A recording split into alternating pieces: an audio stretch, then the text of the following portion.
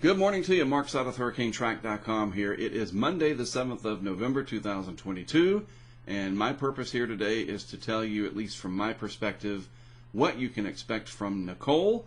We're going to talk about the structure of it just a little bit and really try to focus in on what the impacts are expected to be from this very large and very impactful weather system that is headed towards Florida and eventually the rest of the southeast United States here over the coming week. All right, good to have you with me. Let's start off with the National Hurricane Center. This is the track map. We're going to look at our interactive map in just a moment. The first thing I want you to notice is this big area of orange right here. That is the wind field of tropical storm force winds. That is very large. That is larger than the state of Florida over here. I try to approximate it. And it is a larger wind field than Ian had when it approached Florida. Now, Ian's wind field eventually expanded up here, as you all recall. There are no hurricane force winds with Nicole just yet. That might come later. But right now, it is a large wind machine over the ocean, and that is going to generate a lot of big waves, onshore flow, coastal flooding from the Outer Banks of North Carolina all the way down to Florida, and maybe even along the west coast of Florida as well. So there's a lot to kind of explain here and try to unpack, as they say, as I say, and really get the point across that no matter the label, I've talked about that a lot lately, subtropical, tropical, hurricane, no hurricane, it doesn't matter. The impacts are already in motion. They are coming, and they are going to be pretty substantial over a very large geographic region. That is very important to understand here, not just a small area. And again, you start looking at these little dots with S's in them for storm, or if it was a hurricane, it's an H, and you say, oh, look at that. It's going down towards West Palm Beach or Vero or whatever. And then you think, well, look at this big orange area over here. What about that? Yeah, that's going to cover a big area, something like that. You understand? We cannot be focusing on little dots and cones any longer. That's one part of it. The other part, which is the most important part, are the lists of impacts. Lists plural or list singular, whatever. The list of impacts that are coming. There are a lot of impacts coming, and that's what we're going to really focus on today. All right, at our tracking map here, just want to show you, look at the sort of the overall way this is set up. It looks a lot like what we would see in the summer when you have a big old ridge of high pressure sitting over the western Atlantic, and then that ridge moves, and it allows the storm to gain latitude at first, lose that latitude again, and then turn around and head out to sea as that high scoots off to the east. Except it's not summer, it's fall, it's November. And so, this is kind of unusual. Absolutely. We haven't had anything coming from the east like this in a long, long time. It's not unprecedented.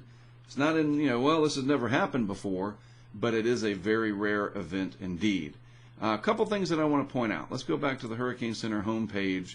And you click on the public advisory here from the 8 a.m. intermediate update, the intermediate advisory. Winds are 45 miles per hour. That's that big orange area that I showed you. But in the public advisory, it's really important to just kind of go down and look at the different aspects of what they are talking about. And this part right here, hazards affecting land. Hey, you know what? As far as I know, that's where most of us live, on land. There's a few people that live on boats. There are people that work on boats and ships and whatever. But a vast majority of the people live right there on land. So I think it would be very important to think to ourselves, what are the hazards that could affect land where I live? Well, guess what? It is all spelled out for you, and it'll become increasingly detailed as Nicole gets closer right here in the public advisory. So what are those hazards? Well, wind, tropical storm conditions possible in the northwest Bahamas first, and then eventually, of course, that's going to be coming towards Florida and elsewhere in the southeast coast. Storm surge, that's important. Saltwater rise, right? In this case, saltwater. Storm surge could raise water levels by as much as 3 to 5 feet. That is pretty significant. That's a big deal there. That's not something that you just take lightly. Rainfall, 2 to 4, maybe a local area of 6 inches or so. And then the heavy rainfall, and this is important, they even added a sentence about it. Heavy rainfall from this system is expected to impact portions of Florida and the southeastern United States by mid to late week. these other impacts will come as well. Why do they mention this part? Well, Florida just got done with, and in some cases not done with entirely, substantial historic river flooding because of Ian.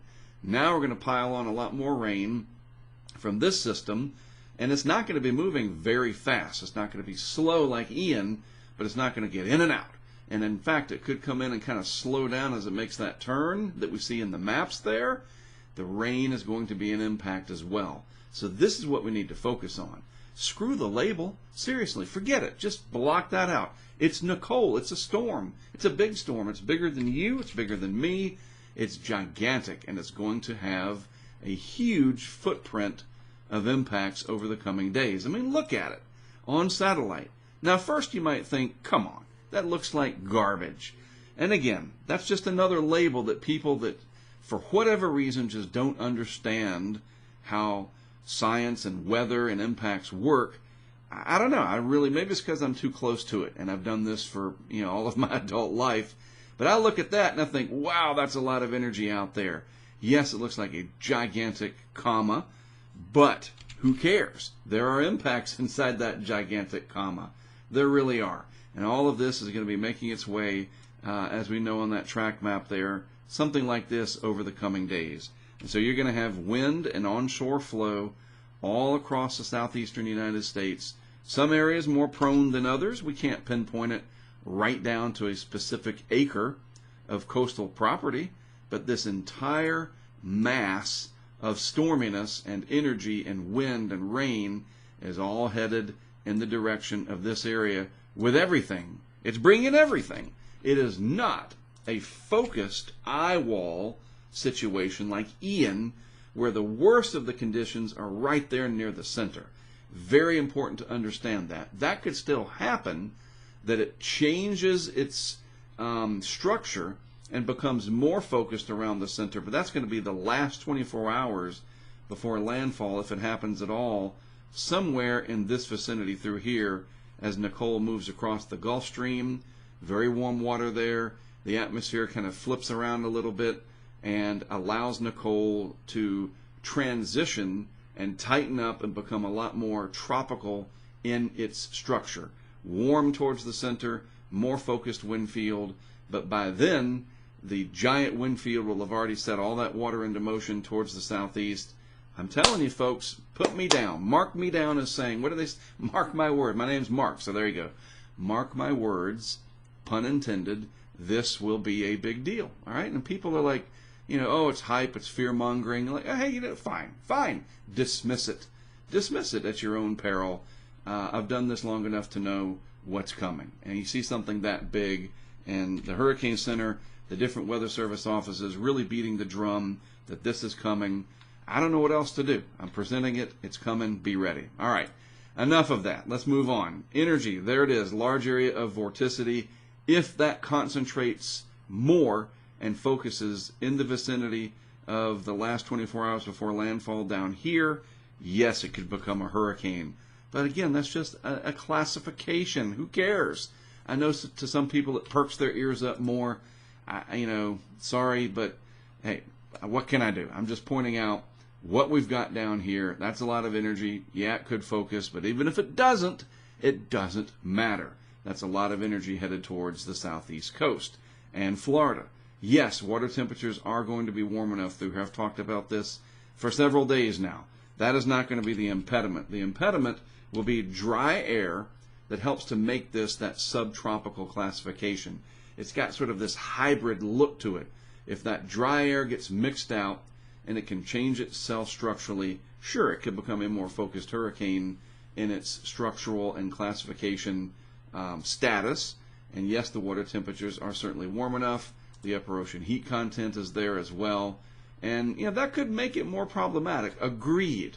But that's later. We don't know if that's going to happen. The GFS especially has been advertising that could happen off and on. It was a couple of runs where it was very on. Lately it's been a little bit less on. It's not completely off yet. But that last 24 hours could be really interesting and not in a good way for especially southeast Florida. We'll have to watch that. And I'll talk about that more in my update tomorrow because we'll be closer. We'll be closer to the time frame and we'll know a lot more. So speaking of that, here's the GFS. This is the 6Z run from this morning. 6Z, which is initialized now.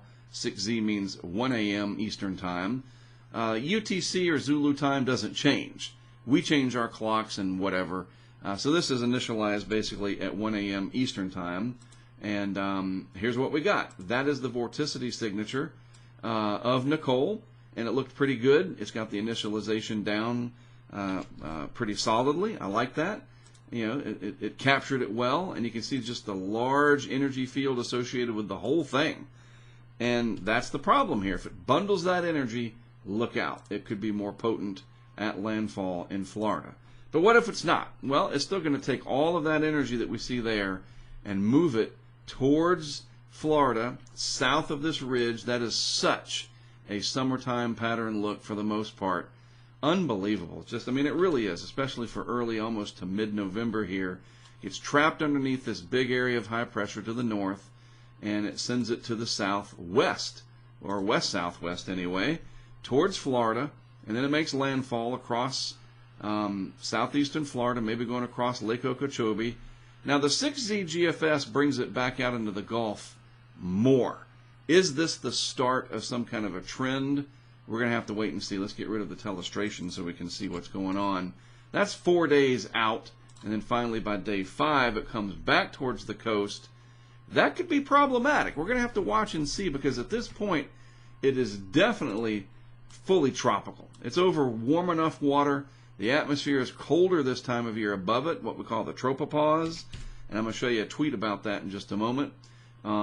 Structurally speaking, this could be a problem at 96 to 120 hours out, and then it finally goes up the coast. So, folks, this is what I'm talking about. Don't get mad at me. I'm showing you the weather that's going on here. And, I mean, most people are very understanding, and they appreciate it, and they welcome what I say. There's a handful that just, I don't know, maybe they're angry about other stuff. I don't know. I'm not a mental health professional. I have enough to deal with my own kids and dealing with them and stuff, right? But I'm telling you, like, you see that and you go, wow, that is a lot of people that are going to be impacted by this one singular storm. And let's just go back to where we start here at 6Z today. That's 24. There we are. That's right now. And look how many days this is. This is day after day. There's 4 days, 5 days, 6 days. 6 days of dealing with this. Yes, that's a freaking big deal. Sorry. Call me, Mr. Hype or Fearmongerer. Great. I'll take it, because I'd rather you be ready and, understanding what's coming than uneducated and say, I didn't know. Nobody told me. Not going to happen on my watch.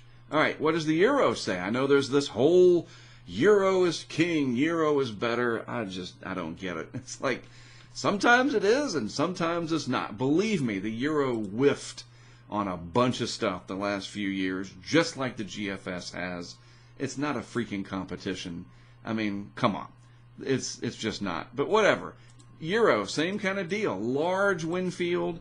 It does begin that energy to consolidate there. You can see it. There it goes. It's doing it in the Euro too. Just not as pronounced as the GFS. Now, can anybody tell me that they know the reason why? No, they don't. They don't know the reason. We don't know. We can look and see, well, the GFS is doing this and the Euro is doing that. But we don't know, I guess a better way to put it is which one is going to be correct and why. Why did it get it right or why did it get it wrong? If you're trying to keep score. I need to look at this as like, that's giant. Look at the size of that thing. That is a massive area of energy. Come on. And yes, it does try to bundle it there right before landfall in southeast Florida. And let's take a look down at the 10-meter area of the atmosphere and see what the pressure is. 998? No, that's not impressive. But all of that wind over such a large area to the north of it, that is impressive. And believe me, that's going to drive the ocean in, and people are going to be sharing videos on TikTok and on YouTube Shorts and on Twitter and Facebook and wherever of flooding. And they're going to be like, oh my gosh. And I mean, you'll see it's coming, because that's coming. That's coming. And if it's a hurricane, if it's not a hurricane, we'll see. the GFS may be onto something. It may be overdoing it. The Euro might have a better handle on it, but what difference does it make at the end when you've got something that large and that impactful running across pretty much the entire peninsula of Florida? That's a lot of people. A lot of people. And a lot of them, of course, went through Ian, and ain't nobody got time for that, as they say. All right, interesting tweet here. Following along the science, the structure, very important. 1985, way back when I was 15, the Gulf of Mexico, sea surface temperatures along a historic event there. That was Kate, Category 3 near Mexico Beach at that time. 26 Celsius all the way up to about 25 north and 85 west. So by this time in November, the 26 sea line was about like that. And everything north of there was quote-unquote too cold for a hurricane. Yet, Kate made landfall as a Cat 3. Why? Because the cooler upper level of the tropopause was cooler, because it was mid-November, and it changes the dynamics. I talked about this the other day. What was it out there in the open Atlantic? Come on, I can't even remember. We had Martin. Thank you. It was Martin. I just had to think for a second. It was a hurricane, and it was over 25, 24 degrees Celsius water, like 78, 79, right? And it was a hurricane. It had an eye and everything. Why? Because the physics changed a little bit, because there was a lot more cold air above it to create more instability. That's what you just got to have the thunderstorms. If you can get the thunderstorms, you get these things to become more tropical looking. And Kate did it over pretty cool water, relatively speaking, back in 1985. And just to show you, what do those water temperatures look like today? Well, let's just go back. I know I had it up here somewhere. Yeah, that's 27, 28. Yeah, so come on. That's 3 degrees Celsius warmer than what Kate had. And Kate did it. And it was in November. And it had cooler tropopause temperatures. So do not be surprised if Nicole is able to transition into a hurricane as it approaches the coast. And then if it gets into the Southeast Gulf or Eastern Gulf, we'll worry about that later. But that's a very interesting and important tweet from somebody who knows history and can dig up this stuff. That's very important. All right, a little bit of advice for you. I've done a lot of lecturing, so to speak, just trying to help people. I really am. And based on my 2 decades plus of experience. And this is one of those areas where I can really help you. You want to know what's going on? It's gift wrap right here for you. The Weather Service. You pay for it when you pay your taxes. At least I hope you do. Crowdfunded. Come on, we're crowdfunded. That's the greatest crowdfunded project there is, in my opinion. The Weather Service is fantastic. What do you do with it? Well, if you know your maps and you can click around on here, you might be down in East Central Florida, and you click on that map, you get a forecast there, you can scroll down, look at all those colors, those must be important. Well, click on them. Click on any of those colors, what they relate to in the legend over here. Tropical storm warning, that's pretty obvious what that is. What is this this flood warning all about? Well, click on it, and it'll tell you.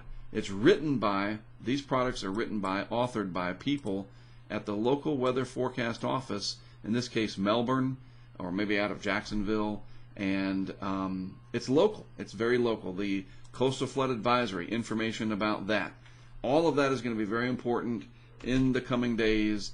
It's going to be very easy to find. So go to weather.gov, click on any area of the map. You can put your zip code or your town in the search bar up there, and it'll tell you. And read the area forecast discussion. And just as an example, Newport Morehead City, there's a coastal flood advisory. It's written by the folks there. It talks about what's potentially coming. And this is important information for the local region that you can access anytime, anywhere, no problemo. All right? So take advantage of that. Weather.gov, it's there to help you, believe me. All right? So look, like I said, I'm going to be packing up and getting ready to get out of here after I update this onto YouTube for you. Upload it, I should say, and update it too, whatever. And I got a lot of driving out ahead of me. I'm going to start in the Outer Banks of North Carolina, Rodanthe. I think that's an important area. High tides coming up. Well, of course, a couple of them a day, but extra high tides because of the lunar cycle. And on top of that, it's the full moon, so that's helping. And it's just the way the Earth and the moon interact with each other. You get a little bit higher tide each month, the sort of the perigean spring tide, as we call it, and or king tide. There's a lot of different terms for it, but that's happening this week. Full moon is tomorrow, so the tides are going to be a little bit higher at the high and a little bit lower at the low. They're more extreme, and that's going to add to this situation with Nicole. So I'm going to start in the Outer Banks. I'm going to go down to Charleston. I think Charleston Harbor could see some flooding. I don't know how bad just yet. The guidance is trending up a little bit. You know, we follow people like Shay Gibson down there. Good follow, by the way, in the Charleston area. Chucktown Wind Report, if you know him. And then I'm going to make my way down to Florida and figure out along the beaches there. I got several people that I'm going to be working with that have offered up their property, and I know the area pretty well. And we'll see how things evolve. But I'm not going to forget that this could get into the Gulf, and then we have a West Coast Florida problem. So Mark, it's always fun speaking in the first person, isn't it? Mark is going to be in his vehicle a lot over the next 6 days. So tomorrow I'll start the live stream on YouTube for everybody to watch. And we'll set up these cams, of course. And you can follow along at HurricaneTrack. You can follow on our Twitter. Everything's at HurricaneTrack, real easy to find YouTube channel. And proud to say I will be working again, of course, with Fox Weather. They are my media partner this year. I worked with them during the monsoon season, and then, of course, during Hurricane Ian, and our content will be on Fox Weather once again. They've been around for 1 year now and have done a lot of great things, shaking up the news and weather world, and I'm proud to work with them on this as well. All right? So there, let me get this online for you. You guys have a good rest of your Monday, and hang in there. It's a busy week. I know we've got the midterms and all of that and all kinds of other news going on, but we got to deal with Nicole, and let's do that. Let's deal with it and handle it, and I'll update you as best I can. All right? All right. Thanks as always for tuning in. I am Mark Sudduth, HurricaneTrack. That's our brand. I'll be back with more for you tomorrow.